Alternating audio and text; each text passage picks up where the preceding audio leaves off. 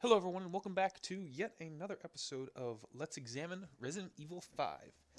You all know who you are in my friend's family and personal doctor know me as David. That wasn't a really funny one, was it? It wasn't a really funny one. Although to be fair, any of them really that funny and I'm just doing it to amuse myself. This is episode 8 of Let's Examine Resident Evil 5. God, I can't believe I'm already on episode 8. Feels like it was just starting yesterday. Last time, let's see what happened last time. Chris and Sheva fought their way through an underground research laboratory adjacent to a underground nursery. Even though they're both so confused about how plants could go underground, despite modern not hydroponics, maybe that's the right word. Then they fought a giant armored spider monster while tracking down Jill Valentine. And then they did it all over again in order to stock up on ammo, which as you can see, we have quite a bit of reserve of ammunition now.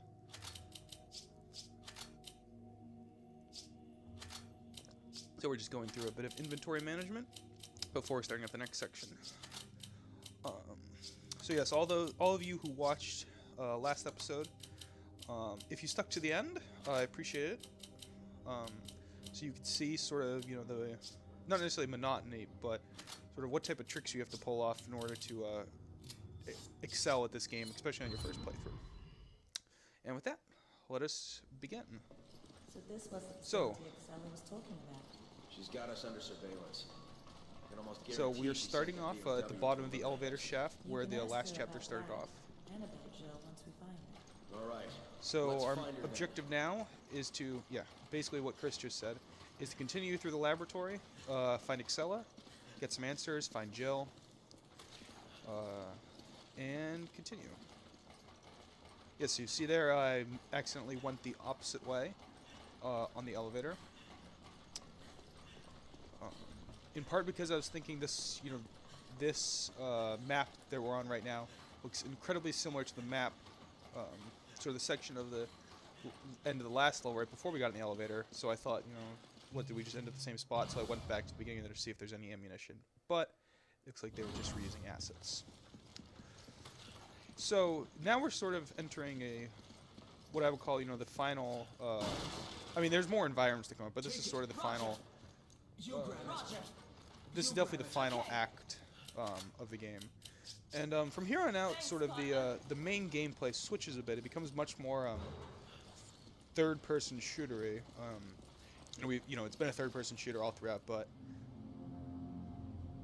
yes, right in this little cutscene right here, we see what I'm talking about. Sort of the main revolution coming forward from here on out.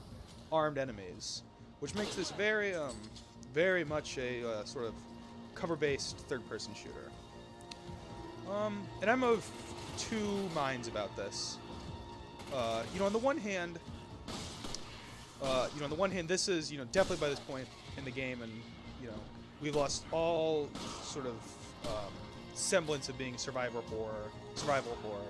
It's not scary anymore. It's more, a third-person action game. Third-person shooter action game with horror elements, and at that, and even at that, at this point in game history, we had more complex third-person shooters such as Gears of War, where you can move and shoot at the same time. So from that viewpoint, I think there's a bit of falling short, at least in the gameplay mechanics, and at least in being faithful to Resident Evil series.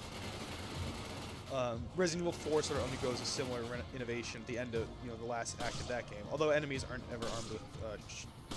That's not true. There are some enemies armed with guns, but it's not a commonplace thing. But then on the other hand, I do think that this is a, except for one or two exceptions that we'll get to in the next few videos, maybe in this video actually, I do think this is a very enjoyable section of this game. Very fast-paced action. And I honestly think that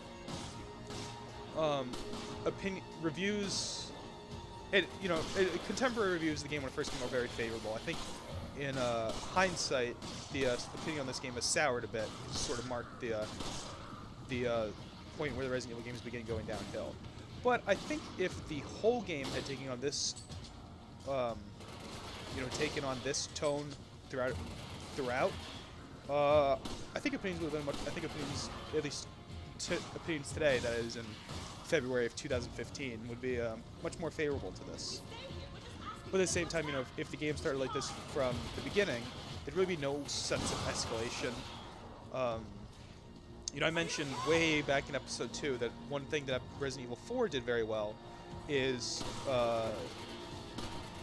gives Leon the main character, Leon S. Kennedy, a good, not character arc, but an arc where he goes from feeling, very, underpowered and, having to fight for his life to at the end, he's using machine guns and high-powered rifles and fighting alongside helicopters.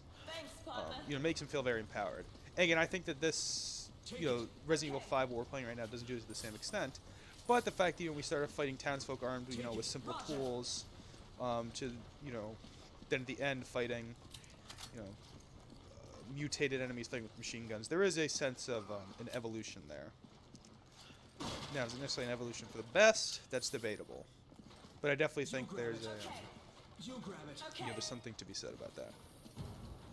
So there's an enemy here to the left. Yeah, this is interesting. This is, again, I don't really know. I didn't know about this the first time because, 2009, yes, we had the internet and everything, but that was sort of right when social media, was taking off. So it's before, we had sites, at least I think so, or at least in the modern condition, before we had sites like Kotaku. I could be mistaken about that. But, so sort of secret little Easter eggs like that in games weren't as, you still had to search for it. So that enemy right there, just off to the side corner, that's one of them, He'll just stand there basically until you interact with him forever on the flights of stairs. I don't even think he can hit you. It's just interesting. Why am I restarting? Oh, because my inventory's full. That's why. Or it's nearly full. Yeah, going forward from now, I think this may be a, not necessarily a common occurrence, but a more common occurrence where basically when I get the checkpoints, I restart. Just because, as you can see, I'm carrying what? I'm carrying 4 guns plus my melee vest, plus ammunition for 3 of them, so I only have, 1 open slot. And Sheva has 2 guns plus ammunition plus 2 healing items. So it's just, going to be a bit more difficult, for me to pick up all the items. So I think at some point, wow, that's a big gun. Why am I switching to that? Oh, because I was thinking this is another section. That'll be important later. I think later on in this video, I could be mistaken. And there's sort of 2 sections of the game where you can get drops on the enemies, and if you're fast enough killing them, you can avoid huge firefights. I think one of them is later in this video, and another one is in a later video, but took out the Magnum there, because that's sort of a one-hit kill weapon, where if you kill enemies fast enough, you can avoid them sort of calling reinforcements. But yeah, so this chapter is, some people may say plagued, I would say filled, with these, this chapter and chapters going forward are filled with these, context-sensitive cover objects where you sort of engage in firefights. And again, some people don't like it. I think it definitely gives a sense of gameplay evolving, but maybe not evolving in the best way. I'm definitely not entirely sure. I'm trying to think if I have anything to say about the enemies in particular that we're fighting. There's kind of 3, maybe 4 different. Ooh, that was nice. Yeah. Again, red barrels always explode. There we did again. Sniped another one, killed 4 guys. That's nice, effective. That's nice, not utilitarian, efficient enemy killing. Yeah, so with the new types of enemies, so there's sort of 4 flavors. There's melee guys who have, like the cattle prods. Will smack at you. And then there's armored melee guys, who either have vests or masks on. And so you can't shoot them. And as well with the ranged enemies. Regular, you can shoot anyone armored or masked guys. Some more plot development. Chris and Sheva here picking up on, picking up the radio transmissions of Excella.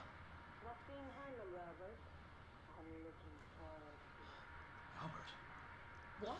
as well as some other mysterious figure. Who, if we've been paying up attention to this point, or you've played earlier Resident Evil games, I think it's pretty easy to figure out who it is. I thought he was dead. And there goes Chris completely filling in the audience. I thought he was dead too. No, Chris hasn't seen him up to this point. Since the flashback sections. That's a lot of blood. That should, again, that should be triggering, you know, either there's a boss battle coming up, or special enemies. Yeah, that's a lot of blood. I believe it's the latter. I know there's a boss. Oh, yep, more claw marks. The same type of claw marks that we saw last episode in the near the liquors. Yep, and here they are.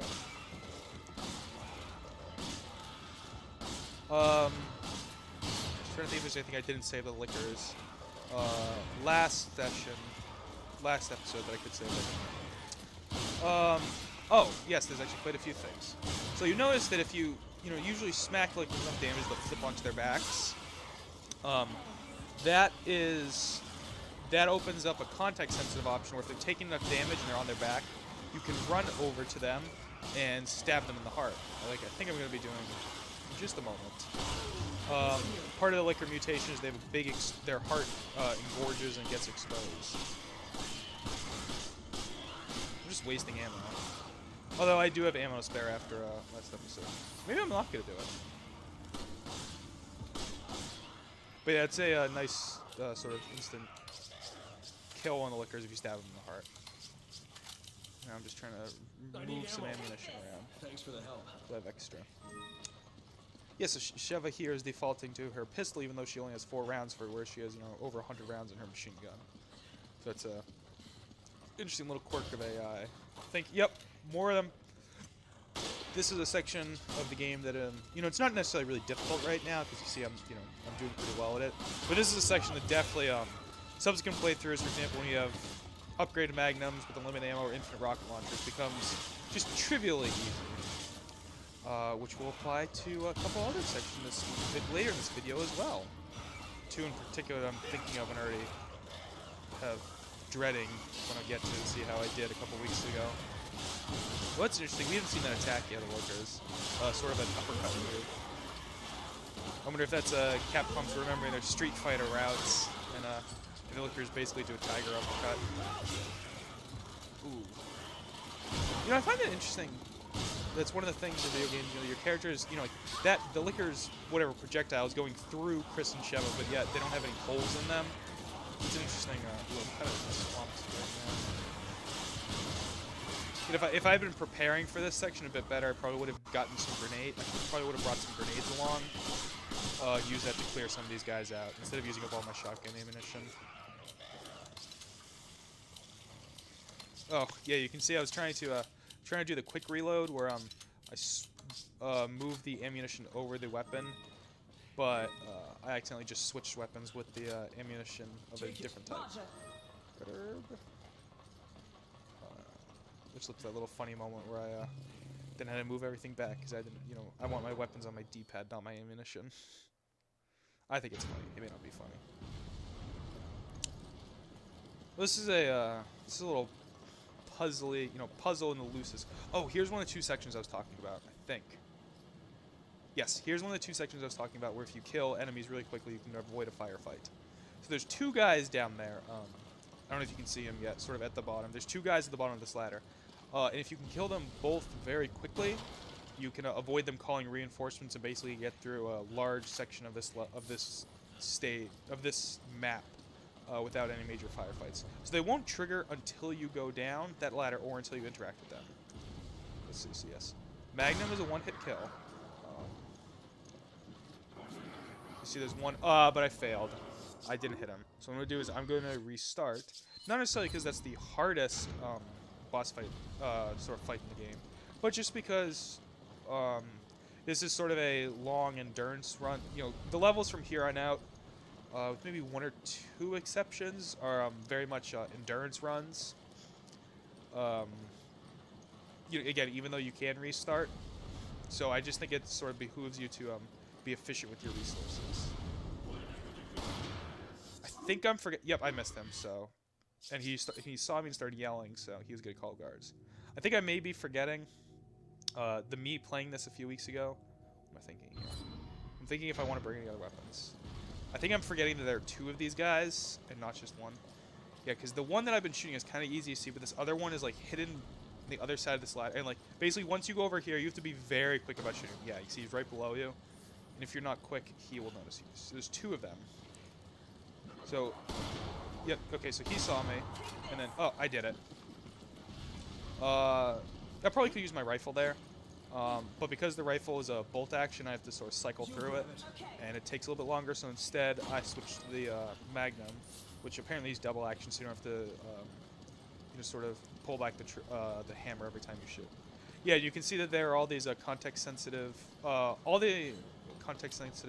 pieces that I can sort of cover up against. They're all the basically the visual cue to players. It's something that I don't think really makes a lot of sense in game, you know, from an in-game perspective. But visual cue for players is all things you can take cover across have that white and red striped line across. I don't know why I stopped there. Maybe just collect my thoughts for a second. Yep, you see like that box over there to the right. Okay, so what we have to do here is there's this conveyor belt, and again, this is something that like isn't exactly told to you, and I don't really know how I feel about it not telling you what you're supposed to do. Looks like we have to go this way. Oh, okay, never mind. I lied. I was just about to tell you. But yeah, basically what you have to do is you have to, in order to proceed through this level, like to get over there, or like to get over there, which you have to do, you have to ride these conveyor belts, and you have to maneuver across them. Which is an interesting little, yeah, so Sheva picked up those shells, which is an interesting little, you know, diversion. I think you can carry as much gold as you want, but, you know, you can only carry 50 pistol bullets in one slot. I find that very funny. Oh, I'm stuck on a pixel there, so.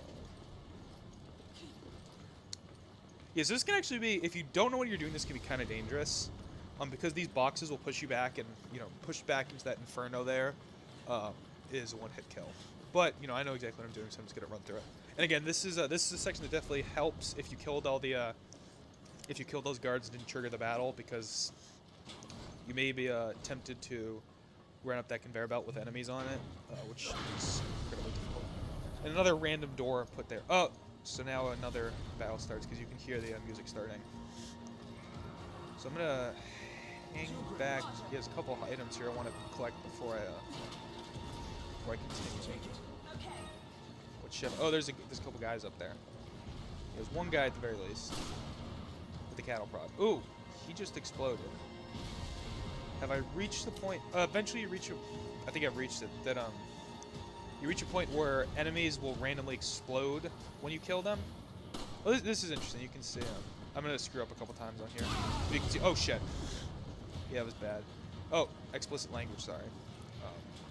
But as you can see, there are these explosive. Well, you don't know they're explosive, but they're red, so of course they're explosive. There are these barrels on the conveyor belts, and there's enemies throwing grenades. You put 2 and 2 together. Okay, so there's a guy with a shield. Bulletproof shield. So what I'm gonna do is I'm gonna try to blow that up and kill. No, okay, I'm not gonna be able to do it. So let me just shoot it there. There we go. That's how you do it. Music still plays. That means there's still enemies around.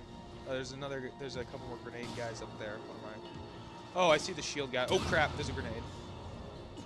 Yeah, I got hit by the grenade. Not that. So are those guys just waiting to throw? Do they just have like an infinite?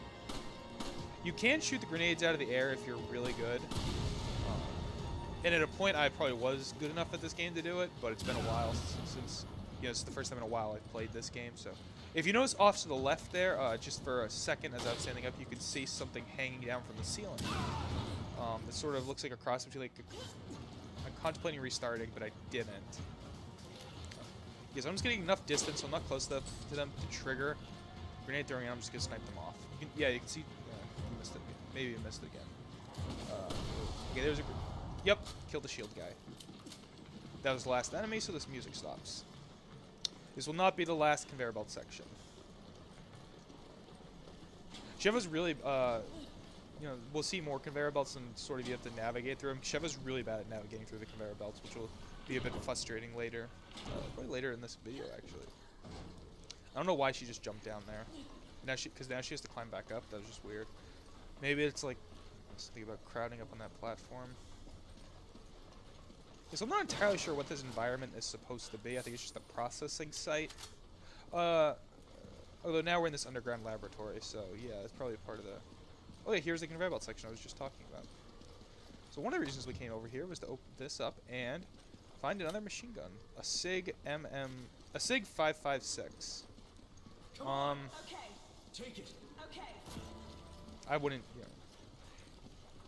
I wouldn't use it personally. I just don't think machine guns are that good in this game. That one power leveled up is pretty good. Okay. The power's out. There must be a way. Classic Resident Evil. The power's out. We have to restore the power. If you listen, I don't know if you can hear it on the video, but when you play this sort of section, you can hear there's moaning in the background of several different individuals, which we'll get to in a second. Okay, so there are those things hanging from the ceiling there, like cocoon things. I hate those things because they lead to probably the most annoying enemy in the game. Is that true? Maybe second most annoying. We'll get to that in a second. Whoa, what's that off to the left? What are those in front of us? Why would they need these, do you think? Maybe they're planning to start a war. Yeah, the plot thickens again. Uh-oh. This can't be good. Okay. There's items all around for us to pick up. That can only mean one thing. Well, either boss battle or I don't know why I just took the grenade. Oh, right. I'm trying to free up some space so I can pick up that red herb, because red herbs are like worth more than gold. Yes, this can only mean a boss battle or a big battle coming up, and it means one of those two things. I'm not going to give away which. Again, not entirely. It's very convenient that I have to restart the power on that switch, and it's incredibly convenient that the power junction is like right over here and not like in like some unaccessible like sub basement. It's just a very convenient bit of engineering. What the hell was that? That can't be good. This is actually legitimately scary, just because of this section is legitimately scary. Oh, it opened up like the egg, like an upside down version of the egg in Alien. It's dripping. Uh-oh, you can hear something. Hear something. Oh, Jesus. Okay, these are the most these are probably either the single most or tied for the most annoying. Although, I'm going to route this very handedly. Yeah, you see, I just made a big deal about I killed it, 5 shots. So these things are called Reapers. They're basically giant bug monsters. They're very annoying for 2 reasons. One, they have armored carapaces, so you can only hit them on their exposed weak points like I just did. And tied to that too, they only expose their weak points when they close in, when they're close enough to you that they can, if you're not careful, they can hit you with their pincers or claws or whatever, and those are one-hit kills. Which, again, because I'm prepared for it, handily routed, but I know there's a part coming later up. I don't know if it'll be in this video, it may, where basically I get killed by a Reaper like 3 or 4 times in a row, just because, I'm just misjudge it. They're one of the enemies that probably takes like the biggest hit in terms of how difficult they are. Oh, yeah, you can see there's these corpses along, and they'll lunge up at you. They don't do a lot of damage, but they're just annoying. Oh man, I just got rid of one. Another one jumped up. Maybe. What the hell? Okay, that's an animation. There's an animation. There's a glitch going on here. Yeah. But yeah, the Reapers, because they have the armored carapaces, but there's a specific Magnum that you can pick up later in the game. It's real. Oh, okay. Looks like I can't cross. Oh, I can't cross over here. That is very good armor penetration and fully upgraded. It basically you can just kill the Reapers without having to hit their weak points because of how good it is at penetrating armor. Oh crap! Sheva got stuck behind one of the boxes on the conveyor belt. That's what I was talking about. Yeah, so it was coming right up. She has bad pathfinding. She's all the way down there. Yep. Oh, she's not even like running in the center there. She's like running. She's running against the grain.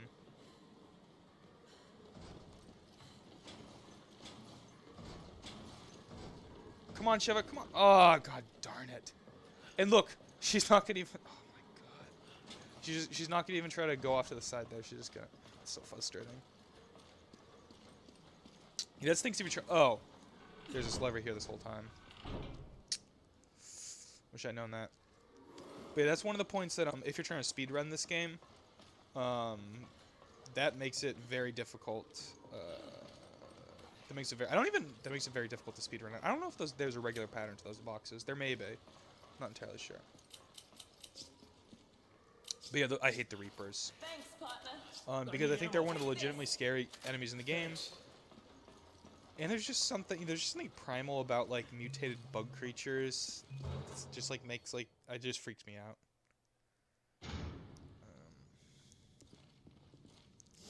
Saving. Okay, yep. So I'm gonna restart here again. So I'm gonna empty my inventory because look at how cluttered this is.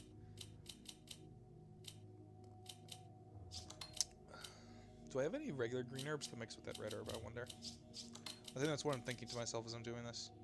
Giving Sheva that so I can I think I said this before. I always make sure to make sure she has full ammunition for her pistol, but I never when the chapter starts, but I don't give her pistol ammunition because you just find so much.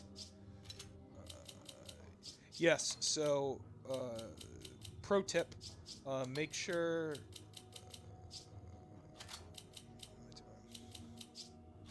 yeah, so pro tip, you'll notice that I'm giving myself incendiary grenades. Definitely make sure at this section, basically, there's an upcoming fight where you definitely want incendiary weapons. That's oh, what am I? Okay, I have the grenade launcher. Let's see if I'm smart enough here to put two and two together. So I give myself the grenade launcher here, but it's not. There's nothing grenades in it. Yes, you probably don't need the rifle for this section either. You probably take the rifle, give yourself... Oh no, I do have the rifle, I think. Okay, I don't have any grenades, you notice in my grenade launcher. Oh, it's because I'm gonna find some, that's right. Yeah, I'm gonna find some incendiary grenades right here. Yeah, so definitely make sure... Or flame rounds, whatever they're called. Thanks, take this. Yeah. Oh, god darn it, Sheva. Is she gonna do it again? Oh, that's oh, I did it too. Flame rounds. You can't refuse. That's interesting. Oh, I don't have full incendiary rounds. Give me a grenade. Much appreciated. You grab it. That's interesting. Yeah, you can't. Yeah, okay. I'm gonna restart here basically, so I have full incendiary rounds in my grenade launcher, or flame rounds, whatever they're called. Is one enough? No, I bought them. Let's load them. Let's make some room. This is kind of frustrating with the. This is when the item inventory gets a little frustrating. Oh, I do have the rifle. It's interesting. Sheva, you just had your machine gun equipped. Why'd you switch to your pistol? Ooh! Okay. I one hit all 4 boxes. Take it. That's good. Roger. You grab it. Okay. Take it. Roger. Okay, let's see if I'm going to switch so I have the extra incendiary. Nope. Come on. Roger. Come on. Oh, Okay. yeah, because I want to make sure I had the all the. Because it looked like she'd forgotten something. I want to make sure I had all the pickups, but none of us could have picked up that. And cutscene. Yeah, from 6 years down the line, these pre-rendered cutscenes don't look as snazzy as they once did. There's definitely you can definitely see there's some relatively speaking, low resolution images, especially whatever was in those tubes. Those are kind of low res. Sheva. Look at his arm and hands. That's kind of janky. This doesn't look too good. Chris has got his skating protecting gear on. Up here, you two. Son. Where's Jill? Jill. You're like a broken record, you know that? She's too much like a Bond villain. I just expect her to say, "No, Mr. Redfield, I expect you to die."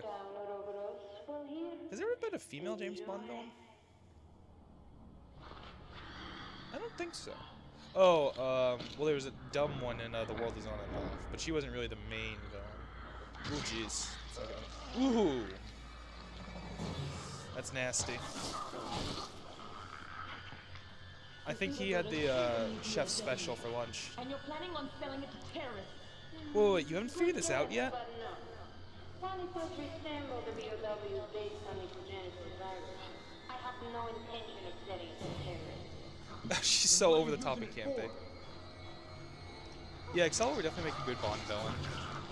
Ooh. It's like that scene in Spaceballs when the... Oh, I already made that joke. It's like that scene in Spaceballs where they, when they're in the diner and the guy, John Hurt, is a reactor. Well, which is just like the scene in Aliens, but it rhymes for that. Now made a reality. Evolution? What are you talking Excel has about? a really funny haircut.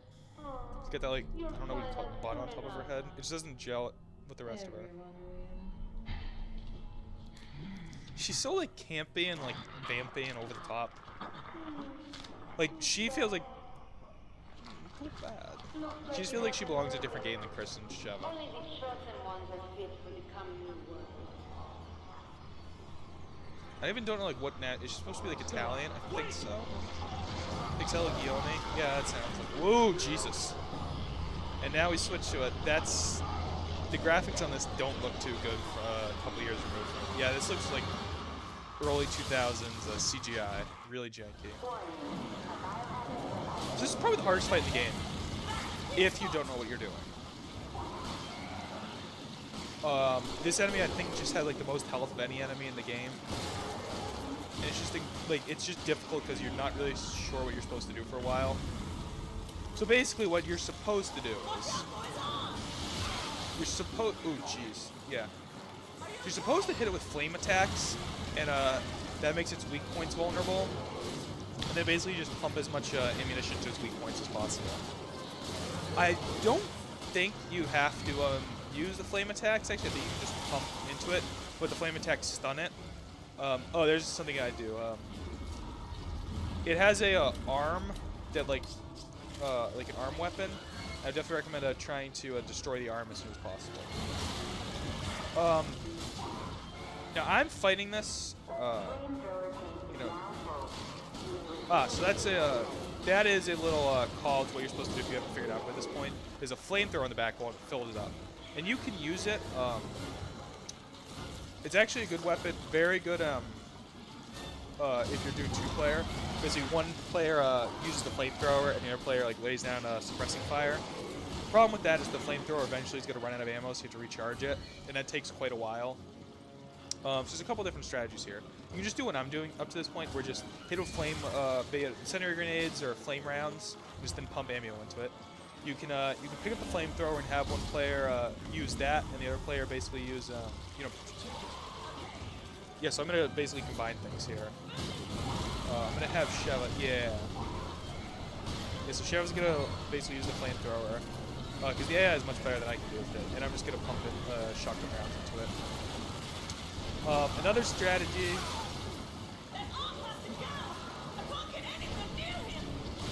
I thought I destroyed the arm. Yeah, the arm's really hard to hit. This is a fight that, if you know what you're doing, definitely benefits from invincibility frames. Switching ammo. Another strategy, I think I don't know if I'm going to use actually. You see those barrels knocked around? You can sort of copy what you did in the first fight against Ouroboros. Knock down the barrels and sort of trick and picking them up and then hit the barrels, like blow it up. What the hell's going on? And that does massive damage. And then the fourth trick, and this is actually probably the best one just so you can get the fight done quickest, is to use the rocket launcher. One hit on the rocket launcher will kill this thing dead. This is probably the best use you get for the rocket launcher. As you can see, I'm sort of combining three strategies here. Wait, did it just disappear into the... Oh, no, that was its arm. Yeah, I'm sort of combining all three strategies here to sort of give a idea of, what's a efficient way to kill this boss. This enemy is called the Ouroboros Ahiri, A-H-E-R-I, Ahari, I don't entirely know. Oh yeah, and you notice you can just shoot the massive tentacles, and that'll kill it too. But those aren't weak points, so it won't do as much damage. And this is a hard fight to like figure out like how much damage you've done to it. Because when we were fighting that bug, for instance, I don't know if I mentioned this earlier, if you could tell, but his underside changes color based on how much damage you do. And this, I just have no idea like how much damage you do to this thing. Although now that I'm looking at its weak points are changing colors, so maybe that's supposed to be indicative of like what stage it's at. But it's not really told you. Yeah, this is difficult, you know, for a couple reasons. This is very difficult for three or four reasons. The first, just because it's hard to figure out what to do, as I mentioned before. The second is because these Ouroboros enemies are hard hitting, and this guy can do a lot of damage. And if you haven't been careful up to this point with sort of ratcheting out your items, you can be like nearly out of healing items at this point in the game. I definitely was the first time I played through it. The third aspect is because, again, tanks out. You know, as I mentioned, if you don't know what you're doing, you may not have flame weapons or been like using them. And if you don't have flame weapons, battle is basically impossible. And the fourth is just the sort of air arena that you're in. You're very cramped quarters. And there's sort of no easy way to kill this enemy, and he can just basically sneak up on you out of nowhere and just kill you. Ooh, Jesus. That's disgusting. So sort of all those combined together to make this a very difficult boss battle. I've said that a couple times, but I don't mean to repeat myself, but yeah, this is, like, just so you can see, you know, I'm just taking forever to do this, because I still, after playing this game for 6 years, really don't know what the best strategy is, except to just use the rocket launcher. And I'm not going to do that because, you know, I'm trying to give the impression, you know, I'm trying to sort of fully document, you know, play through this game. And I think, you know, rocket launcher speedrun type stuff isn't, you know, the good, Okay, yeah, and eventually he just dies. Just like all the other bosses, like, they just die, like, out of nowhere. And they have a pre-rendered scene of, you know, him falling in, like, some other part of the lab that I wasn't even in, which kind of ticks me off. Like, kind of wish it just cut to, like, fully pre-rendered, so like, ooh, I did really well in that level, though. I got an S. That's pretty good. It took me 27 minutes, but I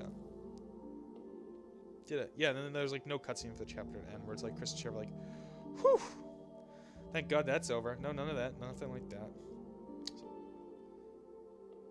So I think why I'm taking so long here on this pause menu is one or two reasons. Either someone in the room is trying to talk to me when I was playing through this, or I'm contemplating whether or not to end the game and then, you know, sort of end here so I can start another video. But based on how long this is taking, I think it's the former where someone's trying to talk to me and I'm, you know, trying to have a conversation, just using this as a way to,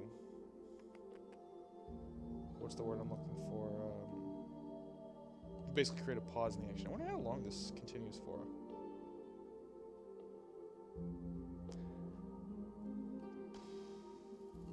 So yes, that was chapter 5 too. There are it's 1, 2. There's only 4 more chapters left in the game, but they're all kind of long.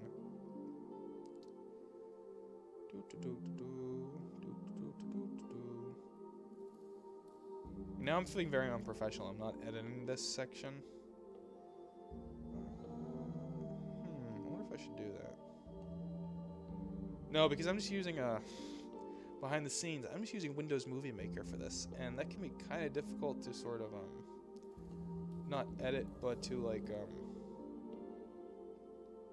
sort of edit sections, and then I'm using Windows Movie Maker to edit the video. And I'm using Audacity to record the audio. And it can be kind of difficult using Windows Movie Maker, like put like 2 audio tracks in. So yeah. This is kind of frustrating though, isn't it? It's gonna be really boring. Although this gives us an option to listen to the nice little end of mission music, which is nice and nice and soothing.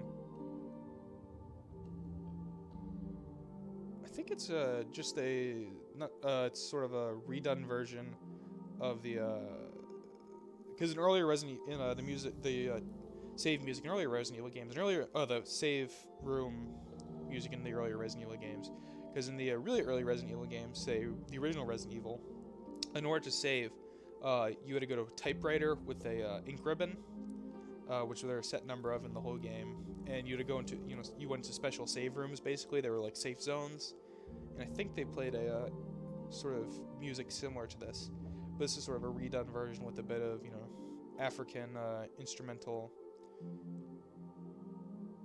Every now and then you can sort of hear, like right there, some interesting African flavored percussion instruments.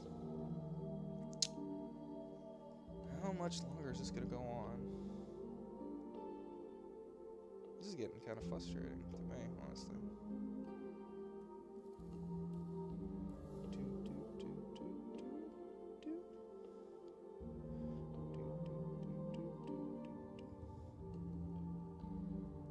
Maybe what I'll do is, yes, I think that I will, once I'm done with the editing, I will put a, sort of image in the video that basically says, in order to skip blank space, skip to this time code. Because this is boring as all hell. Maybe I left the room. Maybe I left the room for a second to take a phone call. Maybe that's what was going on. Yes, I was probably in the family room playing this and recording the video, recording the footage, and then the phone rang in the other room, so I probably had to get off and go talk to someone on the phone. That sounds right.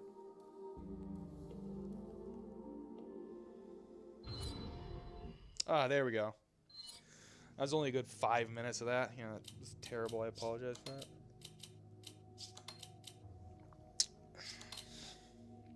Yes. So now, we're going to go right into another fast-paced action shooter level.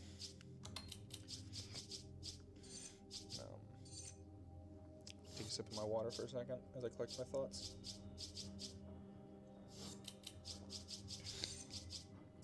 It's now upgrading the weapons. I'm sort of at the point where I have to sort of think about the end game, about what's gonna be most important. Like I think on the shotgun, for example, I've upgraded the ammo firepower as much as I can. Ooh, I didn't mean to do that. I definitely want the rifle. I think for the shotgun, I've upgraded the firepower as much as I can. So I'm beginning to think, is the capacity upgrades really worth it, or do I want to, because the rifle started as one hit, but it's sort of got to the point where only headshots are doing one hit, and I definitely want to make sure that's as powerful as possible. Same with the, Sheva's machine gun. I want to make sure that she has a lot of rounds for that. I think at this point I've sort of stopped upgrading the pistol, because really the only thing left is upgrade capacity. It can already take 50 rounds. Ooh, I don't have enough money to upgrade the Magnum. So am I gonna put new rounds in it, or am I going to? No, I'm gonna leave it here for now until I get more funds to upgrade it, I think. But yes, for this next section, yeah, we're going into another sort of endurance run shooter level. So make sure you have, full ammo. Chapter 5-3, Ouroboros Research Facility. What's all this nonsense about evolution and being worthy? What does she mean? Something about a philosopher's stone and selecting DNA. It's interesting. That's doesn't matter what she says. She's just a terrorist. End of story. We can't risk Ouroboros. I like Chris's. Then let's go take care of business. I always like the little exchanges Chris and Sheva have at the beginning of the levels, because basically they sort of always amount to, what the hell is that? Don't worry about it. Let's just kick ass. Oh, something I should have mentioned. You see, as I'm running around the lab, there's a couple like glass cabinets. During the fight, there's items in them, and you can smash them to get the items. But once this next chapter ends up, the items disappear for some reason. That doesn't make a lot of sense. That's the way I'm supposed to go during that corridor. But if I go down this corridor, I can get into the office that Excella was overlooking us and pick up an item worth quite a bit of money. Thanks. And look at some You grab it. Okay. machine gun ammo. Is there any document I can interact with? No, there's not. There's just those X-rays up there on the whatever the X-ray looking at machine is called, light board or something. I don't know what it's called. Yeah, so the whole evolution Ouroboros Philosopher's Stone thing is interesting, because I feel like there was I sort of feel like I don't. It's almost as if like that stuff was like either added in later or was like part of another game, like all. Just because like the way the story's unfolded, because it started off with like Chris trying to like take care of like a black market's weapon deal, and now it's become this like Ouroboros story, which was there at the beginning, but it just feels like there was like a couple different ideas for the story that like were just smashed together in not the most organic way. I would have definitely liked to look at like these sort of original design documents for this game, and see like what the story outline was. And I bring that up because anyone who's familiar with Resident Evil 4 and sort of the story behind that game knows that there was like 4 different, I think it was like 4 or 5 different versions of that game, like before we got to the final one. Like the original version became the game that we now know as Devil May Cry. There's one that's like much more supernatural, like Leon's fighting like ghosts. There's one where Leon's fighting like one persistent enemy throughout the whole game. Like there's like a persistent enemy like reappears throughout the whole game. There's one version like very close to like the final version. There's the final version of the game. So it's like I'm just curious, like what the development is on this game. Because Resident Evil games have, sort of now we're at the point where we have like yearly franchises like Call of Duty, Battlefield, Assassin's Creed. But Resident Evil games have always taken a bit of, or have had a bit of development time. Although to be fair, I think there were some that came out within 2 or 3 years of each other. But just the sort of Resident Evil 4 and post, the games have had a fair bit of development time. But yes, I mentioned all this because this game just does very much feel like a couple ideas like smushed together. Especially now that we're in this like underground like weapons depot, it's like, where the hell did this come from? Oh, you can see there's more of those cocoons. This is the part that I was talking about when we die a couple times because there are these freaking reapers that just like appear out of nowhere and just like one-shot you. And it just really ticks me off. I think I'm gonna die twice here, if I'm not mistaken, which is really annoying. Good view of that huge knife on Chris's back. Yeah, so here's one. Here's the first death, I believe. I think interesting that the knife, that Chris's knife is. Oh crap! I missed the. Yep.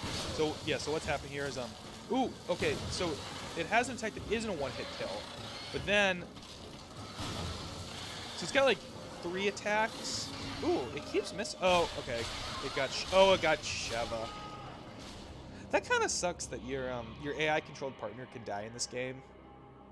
A lot of games have AI-controlled partners who are invincible. I don't know how I feel about that.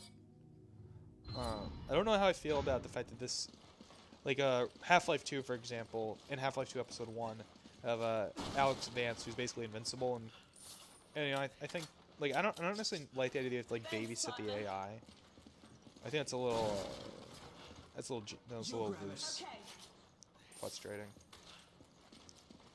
Yes, that was death number 1. I think it's gonna happen one more time. I could be mistaken. That's just so frustrating. It's like I did like so well with like killing all, basically like one-shot like all these enemies, and then I get killed by the.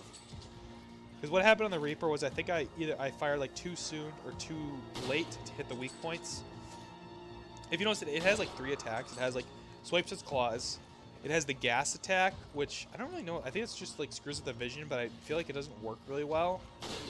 And then it has the attack where basically like lunges at you, and in one shot kills you, and that's the most annoying one because that one can just like come out of nowhere. Like that animation cycle can just like it can be like in the middle of another animation cycle, and that one can just come out of nowhere. And just really annoying. I find it interesting that Chris's knife is so much bigger than Leon's knife from Resident Evil 4, but the knife in this game got really nerfed compared to the knife in RE4. Like, because you can I think except for like a couple points in Resident Evil 4, like you can go through most of that game with just the knife, kind of like you can beat most of the original Legend of Zelda without the sword. Like, it's similar to that.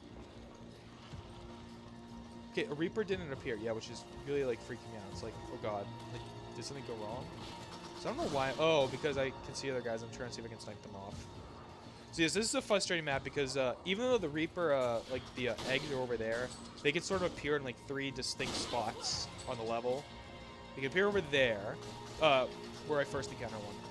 They can appear like, you'll see that, like that railing that's sort of in the middle of the screen there on the other side. They can appear over there when you go over there. And there's another point later on where they can appear. And I think I trigger all 3 actually in this video. Yeah, so they can appear here. They can appear basically on the other side of this little gap here. And I'm seeing through my scope, and I'm about to see on the other side. And there's another point later on they can appear that, like, out of nowhere. Actually, not out of nowhere. Like, there's a cocoon, or I don't know what the cocoon or chrysalis or whatever, but like you can't see it around the corner, so they can like feel like they just appear out of nowhere. Context-sensitive kills coming back. Stomped on that guy. He just died. Yeah. So oh, okay. So there's that cocoon there. Okay, let's see if I can kill this one. I think I killed this one. Nope. Shit. Oh yes. Yep. Yeah, so I killed that one. Maybe I only died twice. Yeah, I think that's right. But it's frustrating because the next time I die, I'm going to be like very far on the level. But they give up a treasure that's worth like 5,000 gold. So it kind of works out. Oh, and there's the other cocoon. You can, Oh, yeah, one fell when I was doing the, Yeah, so I think this one's going to kill me. Because I'm trying to hit it with a grenade. And the grenade just goes right by. Yep. Okay, so that one's kind of my fault. So even though these enemies are kind of cheap, like, they do seem kind of fair, and, like, you can see, you know, where they're coming, what their attack patterns are. They just feel cheap because you keep dying. It's like, that's the... Well, that's the second time I got killed by one. I know later on I'm going to get killed. You know, in one of the later videos, I'm definitely going to get killed by one a couple times. And that's just because I just keep screwing up the attack pattern. That's totally my fault.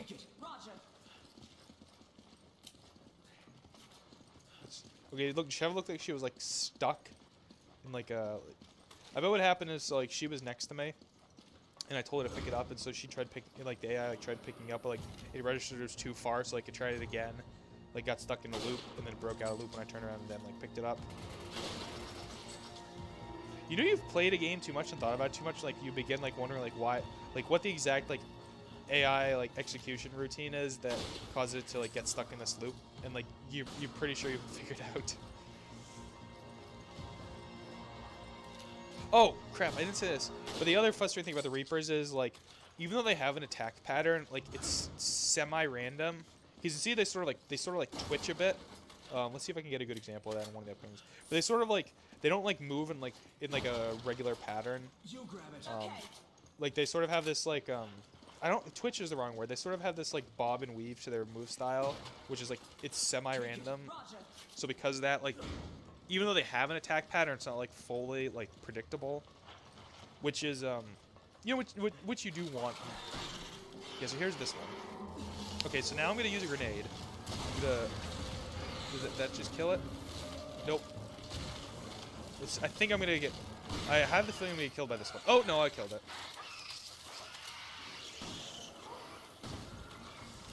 You see, thankfully I know that little animation there, which is death knell, because otherwise that would have been stupid for me to try to reload when it was on the ground by me, instead of just keep pumping into it. Oh yeah, and on higher difficulties, the Reapers are much more likely to spawn. Like, you'll probably hit a Reaper on, like, every single one of the cocoons you see. Because if you notice, I think there's, like, 5 cocoons on this stage, or chrysalises again. And they don't all spawn. Like, there's a section I just passed that had 2 of them. There's this one here, which just spawned. Crap. And then there's the 2, like, where that spawned the one. Oh! It, like, did, like, okay, I'm gonna die. Yep.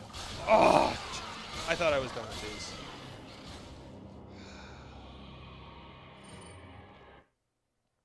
That was really frustrating. Because you see, I hit it with the grenade, and then it did, like, that, like, weird tumble. So maybe it's what it is, like, when it falls out of, when it's falling down and sort of, like, unfurling on the ground, it's in, like, an invincibility. And, like, I sort of got stuck, like, I got, like, in between, like, unfurling and, like, coming up for battle with the grenade, and that caused it to, like, flip. Yeah, that's probably the physics thing that happened. It was both frustrating and hilarious. Frustrating because I died. Hilarious because it was just so funny to see it do that, like, tumble.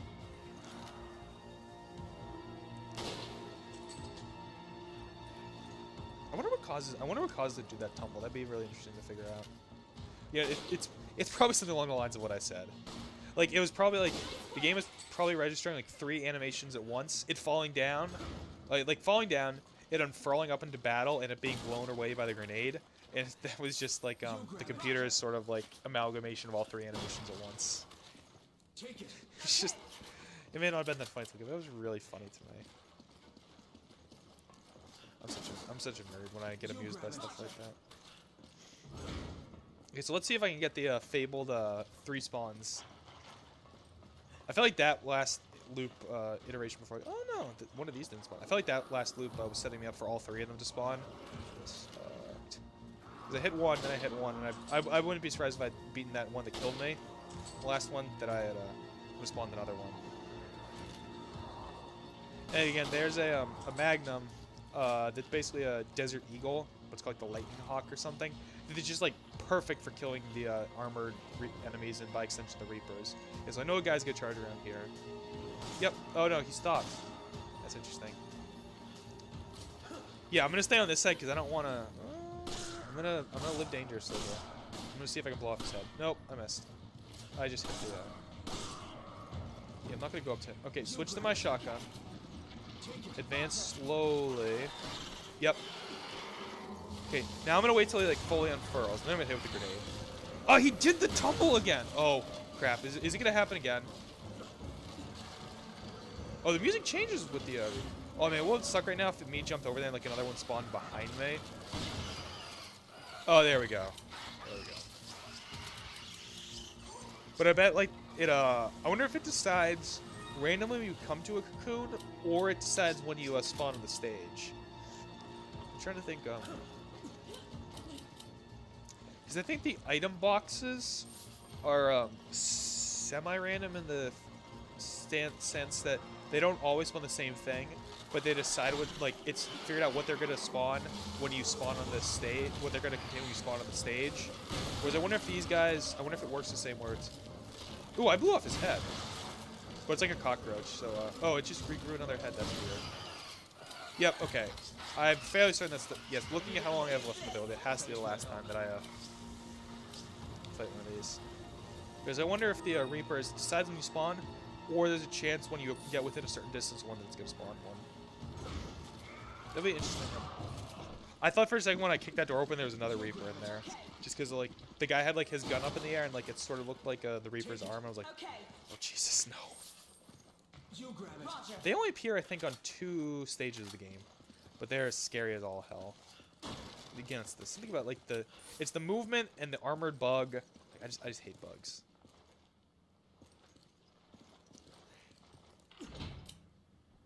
Okay, I haven't gotten to the area yet that requires me to pull that, but you know, I know it's gonna be in a second. I need ammo. So there's a weapon case over there, but we don't have any free slots. So I'm trying to figure out. Much appreciated.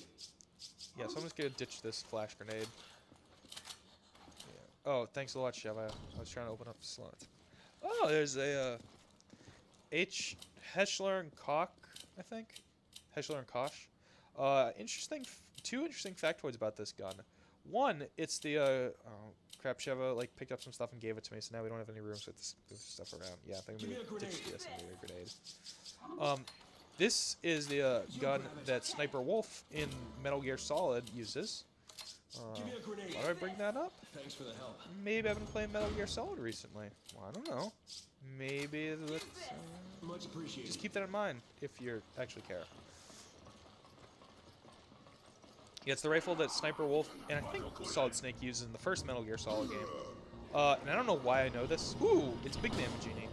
But that it was developed. That gun was like created like in response to the 1972 Munich Summer Olympic Game terrorist attack. So like because like the German anti-terrorist unit didn't have like a reliable sniper rifle or something like that.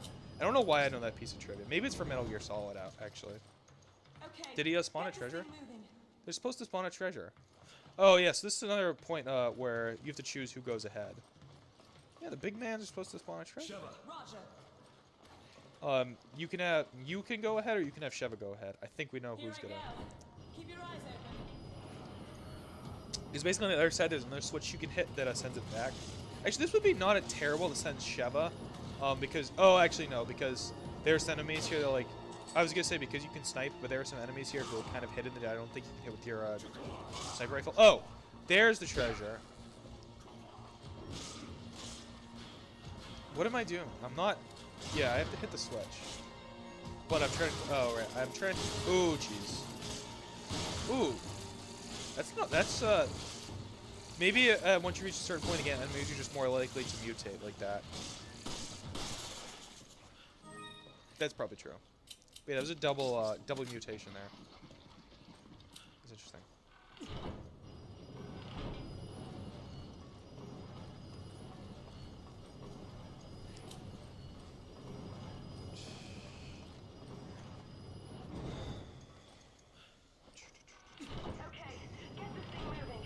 Oh, you have to hit the switch both times? Interesting.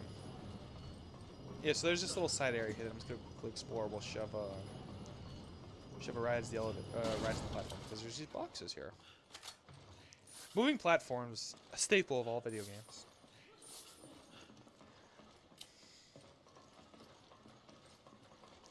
So we're looking on the time code here. We got about 2.5 minutes, 3 minutes. Oh, so we're gonna trigger one more firefight before the game. Ooh! You giving these guys rocket launchers now? Wait, he fired the he fired the rocket in the cutscene, but then he didn't fire? Oh, did I hit him in the head and that like staggered him because he has a helmet on? Yeah, that's what happened there. That's cheap. Oh, there's another rocket launcher guy. Yeah, but I'm still trying to figure out exactly what happens. Ooh! So was that a rocket? Ooh, okay, yeah. So that, as I said, exploding enemies. I have no idea why it happens. I don't know what the name of the... Did I shoot the guy? Oh, I shot the rocket in midair, I think. And that blew that guy up. Yeah, I don't know what the name of the mutation is, but some of the enemies randomly explode when you kill them. Oh, it looks like I shot the guy, shot the rocket launcher guy, and then he mutated. Whoa, he got hit by a grenade and he's still up. Oh, he's got a bulletproof vest. Or is that a flak vest? I don't know what I don't know the difference. Because you can hear that, I don't know if you can hear that sort of rat-a-tat, but that's Sheva shooting at his armor. Because the AI does body shots. Yep. Oh, gee, that guy's gonna use it. Oh my god, there's 2 rocket guys in there. Would they honestly use their rocket launchers in such close quarters? That's interesting. I wonder if they would really do that. It's a cattle prod guy. Ooh, that's just nasty. Oh, he's gonna blow! He's gonna blow! Oh, he blew. That's disgusting. That's like one of those really gross things you don't necessarily think about when you're playing the game, but it's like when you're watching, it's like, jeez. These guys have like these huge like whips out of their heads. It's just like, ooh. Ooh. Pick up a jewelry and a chest. I have no idea why that jewelry was there. Again, who's putting this jewelry in all these places? Yes, I can fight these enemies, or I can just run to the end of the level. And I think that's what I'm gonna do. So, we've reached the end. Thanks for watching, and see you next time.